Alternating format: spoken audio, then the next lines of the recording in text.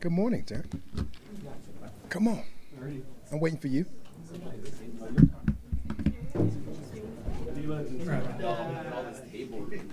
Yeah, D-Led didn't get the memo on those lanes closing.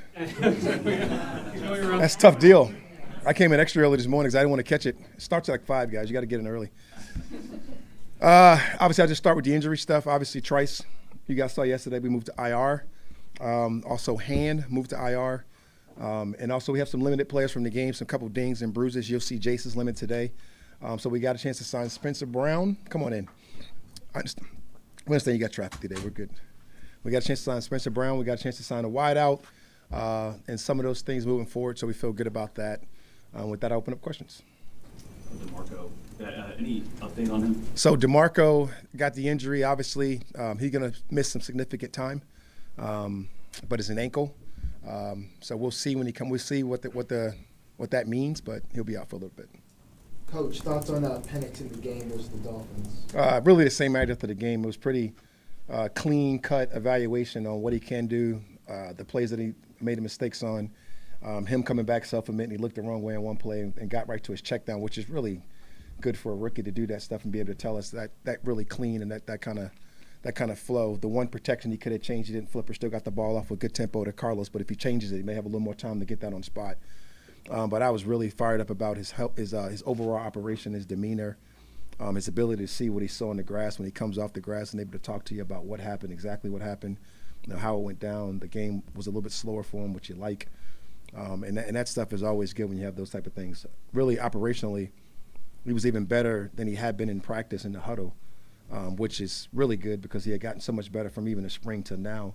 So to see that improvement that fast, that quickly, I was really fired up about what he was able to do. And not just throwing the football around. He threw it nice, but just all the overall playing the position, the quarterback, going through the stuff and being able to get his stuff on the right, go about it. And that was really good day for him.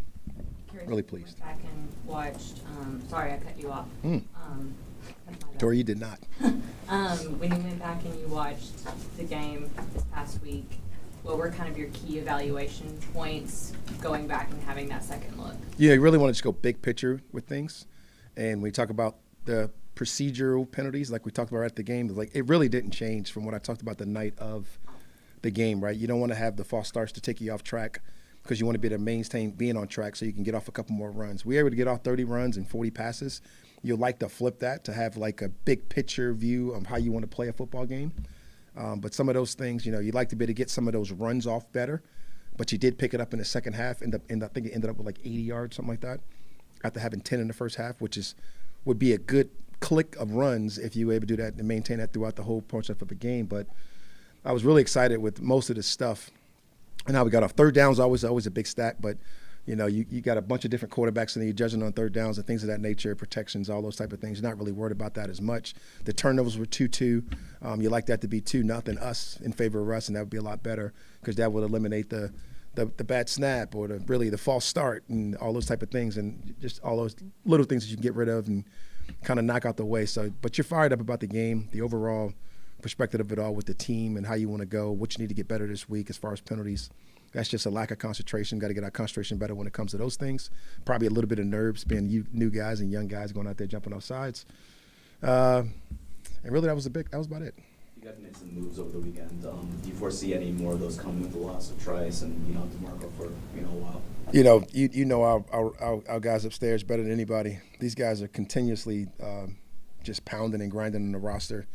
Kyle Smith, Ryan Pace, and Terry. They do a nice job of that and continue to improve. So I definitely could see some things happening over the next couple of weeks and how we go about our business. But I'm excited with all the opportunities and things that they always bring up to present. After the game, you were saying that it's hard sometimes to weigh the pros and the cons of playing starters or whoever it is in the preseason. Now that you guys had this kind of week where you lost so many guys, sure. Does that change anything, how you look at the preseason these next 2 weeks? I don't know if it changes anything. It would be unfair for me to say that. I don't want to play in the games. I really don't. And you got to play some of the guys. You play your first year outside backer to give them just a little bit of game repetition, right? And all the guys with some real playing experience, you don't really want to play. And you had DeMarco out there, was played a half a season of what it was last year. So you just want to get him a little bit of rep, kind of like you got with Richie. And, you know, you always look back, and anytime a guy gets hurt, you want to blame yourself. So I definitely take full responsibility for that when our guys get hurt in preseason games. And like, I definitely doesn't change anything. It just kind of further tells how I feel about the preseason when it comes to those type of things when you can't mitigate injury. What does losing Braylon mean for the defense? It's always tough when you use a rook. You know, you use a guy that you're about to count on the edge to be able to have a role and be able to find his roles and all those type of things. But, you know, it's got to be I'll give you the cliche. It's got to be the next man up mentality, which always happens, and that's always going to be the case. But he was defining a real role for us where he was a guy that can play on first and second down. He brought some pass rush and some of those things. So now you got to find it elsewhere, right? You got this JSW who goes out there and gives us a nice first down reps. You got AK that goes out there and gives you nice third down reps. And now you got to get it from somewhere else where you're expecting this guy to really ascend and do some really good things for you. But, you know, I don't like losing people at all, particularly when there's a guy, a rookie that really was a nice pick and was doing a great job and doing some really good things for us out there on the football field. Just use Holmes as an example. When he goes down, obviously that kind of throws Richie into like what is, you know, he's kind of the guy right there necessarily at the top of the roster. Do you talk to him or other players about the opportunities that they're then going to get, you know, by this unfortunate circumstance of this happening, or how do you kind of message that to the players? Kind of talk about it well beforehand. You know, like we got some real significant battle positions for starting roles, whether it be Mike Hughes and Clark, whether it be DeMarco and when it was Richie and all those kind of guys. So they kind of go into it knowing what the fight is and what the competition level is here, and that's really a good thing. You always want to have guys on the competitive level to think that way. But now you got to go out there and compete against the next person. Somebody's going to step up, whether it's Shank, whether it's whoever else on our roster that has the ability to go out there and step up. And we'll get a chance to go see that within the next couple of weeks. And like I said, I really get fired up about these practices. I really get fired up about seeing these guys go play against ones versus twos, twos versus ones, have Mamba periods.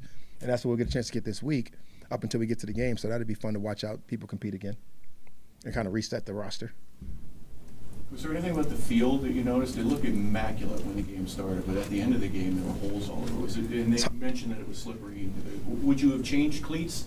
Were it possible to do that? It's hard for me to say that it was slippery. I mean, I think the guys just kind of played. I didn't really see anybody falling for no reason. You know, I've seen people getting cut and those things of that nature. I think the field looks pretty good. You know, the field down I thought was in really good condition. I thought it was a really good field. I don't think we had any issues with slip injuries.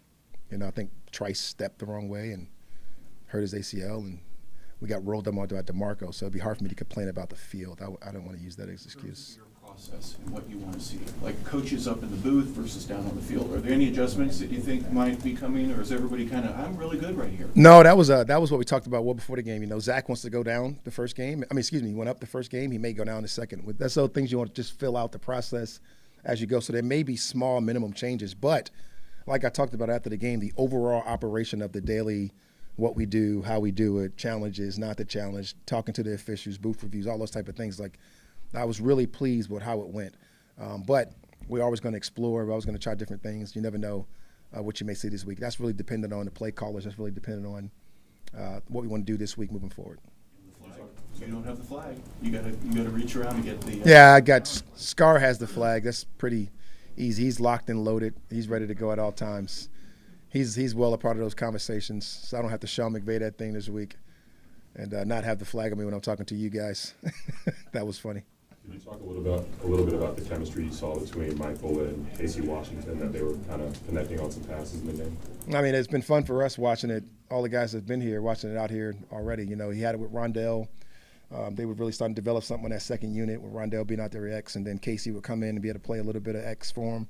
And it started really in rookie minicamp with those two guys really having a connection. But, you know, I don't know who Michael in that second group doesn't have a little bit of rapport with. You know, Red has been practicing a little bit more with the ones when it comes to the substitution packages. But when you talk about Casey and Blair, those guys have been with Michael probably right from the beginning, along with Rondell, and they've been moving around, do a bunch of different things. So that's been a lot of fun.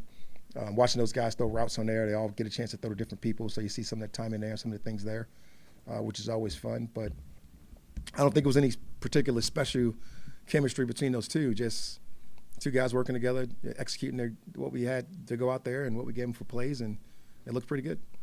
I don't know that you need to have anything confirmed for you, but the way Cruikshank played, the way King played, the way Hamilton played, your scouting on veteran players to add to this roster came to life on Friday night.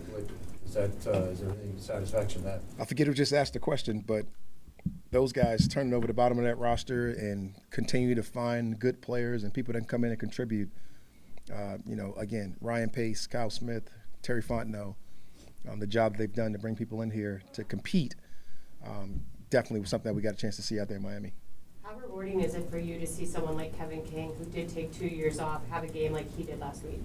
It wasn't just Kevin. It was Eddie Goldman. It was Kevin King. It was all those guys stepping up there, getting out there from a long time ago, right? 2 years off almost. And, he really came in, and you got to give our strength staff and our performance team a lot of credit, having the patience with him. We had to get him through, train him the right way, acclimate to our system from the offseason. Then you get him through here and get him into training camp. You watch him go out and participate. I was excited for him and what the possibilities he has and being able to contribute for us this year. Curious, last year with Los Angeles, you kind of gained some renown. I guess you'd say you made a lot with a lot of kind of different pieces, low draft picks, rookies, that sort of thing. Is that something maybe you take some pride in, of you being able to cobble together? I've always kind of been like that anyway. I think it was Mike Tomlin said to me a long time ago, "Hey, dude, I don't care what you're doing with that other safety, but what you're doing with that rookie, that's pretty good." and so we've always kind of taken a certain pride into really developing rookies, really developing guys that you don't know about, and getting those guys to be contributors. So in LA, it was really no different. We went out last year. We went young. It was no secret around Aaron Donald. And I never forget Aaron Donald said something really profound to us all. He said, "Yeah, that's great. Just make sure they care, right?" And so when we brought people in, wow, that's impressive. You turned that off like that? Anyway. Talk about Aaron Donald, I think. Yeah, goes dark. He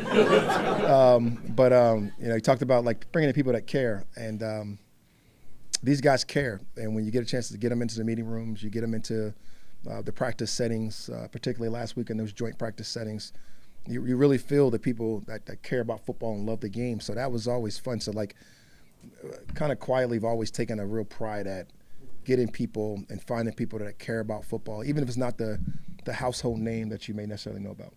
Did you guys miss on having the video boards down in Miami? We missed them. I like looking at you. I looked over to the right a couple of times. And all I saw was you. So. Without having them, but it's definitely appreciated. Our owner's coming today, and that stuff is all Arthur Blank and him allowing us to go out and spend his money. And let's be frank, and he allowed us to do that. And I know you guys are going on a media tour this week and get a chance to see the building. I don't know why David Bassett let you do that. I would have kept you out, but get a chance to walk around the locker room and see the new weight room and some of this new stuff that they've done, and the cafeteria, and then now. Video board. I come in, you got this new pain in the neck head coach. He wants video boards, and he's able to get us two. It's been awesome. Sean McVay told our friend Sarah Barshop that you have no original life. Exactly. Trust me, he called me and told me. He called me and told me. I definitely, as a coach, you're a great thief, and Sean's a thief as well. He told me who he stole it from. I forgot we were talking on the phone the other day, but he stole it from a college idea. It was thoughts that came from college. It was great. So I'm gonna continue to steal anything I thought was really good in LA. Because I got a nice shiny piece of jewelry at my house because of it. What can you tell us about Jakeem Grant? Jakeem Grant, quick, fast. You guys know a little bit about him being a returner in this league. He almost threw me off because I almost called him his nickname. But we're looking forward to seeing him get out there today. He'll be full going individual. We'll kind of give him baby steps when it comes to team rep to get him ready for the game to see what we can do. But really fired about adding people, and like I said, these guys are continuing to turn over the bottom of the roster at all times, and they do a great job of doing it. It's not full prep yet, but how do you get ready for Baltimore? A little bit different? That you're gonna No. release some film on it? No. We want to go out and execute. It's more about us right now. I know everybody has a different style on how they want to go about the preseason, how they want to look at it. It's just not ours. We'll give our young guys a chance to look at what they're doing just so they're not caught off guard completely. But realistically, we don't want the games to get in the way of us getting better. With the third week of training camp now, What do you look for in the progression of the team, kind of, and do you do anything to break up, I guess, the monotony, or just how it goes physically, mentally? A long time ago, man, I can keep talking about coaching examples that I get, right? But when Rod Marinelli, I just happened to see him in Miami. His son-in-law, Joe Barry, obviously coaches at Miami, but I got a chance to see Rod, and Rod said, don't get bored with the monotony of the game, right? You got to embrace that, right? So, like, that is the truth. That is at the truest element, the highest element when you're talking about training camp, right? It's like we're going out here to get better, and what is the things we're going to get better at? You get a chance this week to see 2 minute to 4 minute. You get a chance to get back on track downs to a third down, and like it is a continuing growing process for those guys, and like the really great ones that what Kirk Cousins has been able to do to maintain that mental stamina, I think is the important part of also getting better and getting guys in the right mode to get ready to play. Because ultimately, man, the most important thing for us is getting ready for September 8th. And I hope I said the date right. If I don't, just correct that. But that's the Pittsburgh game. That's the most important part for us, guys. That date. Week 1. Week 1. Do you prefer those joint practices over preseason if you had a choice? I love the joint practices, man. It is highly competitive. It gives you all the stuff that you want, the juices. It gives you the different people, the different looks.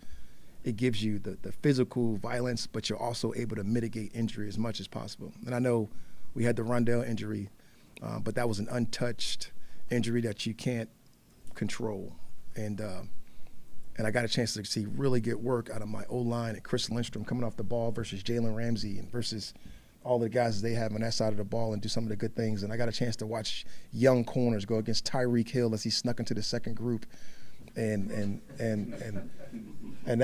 those things are that when the next time will Jaden Price get a chance to go cover Tyreek Hill? Hopefully he starts in this league, but that was impressive to go out there and watch those guys do that, and hopefully stop you guys from asking me about who's going to play opposite of AJ every day. Anything else? So who's it gonna be? You, Taryn. You've been looking good out there.